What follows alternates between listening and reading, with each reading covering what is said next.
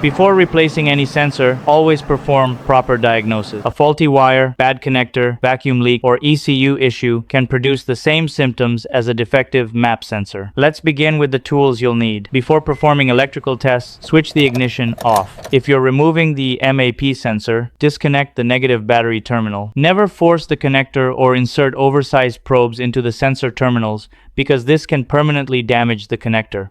The first step is locating the MAP sensor. On naturally aspirated engines, it is usually mounted directly on the intake manifold. On turbocharged engines, it may be mounted on the intake manifold or charge pipe after the intercooler. Always confirm the exact location using the service manual. Before touching the multimeter, inspect the MAP sensor carefully. Check for cracked housing, damaged wiring, bent pins, loose connectors, corrosion, oil contamination, and vacuum leaks around the intake manifold.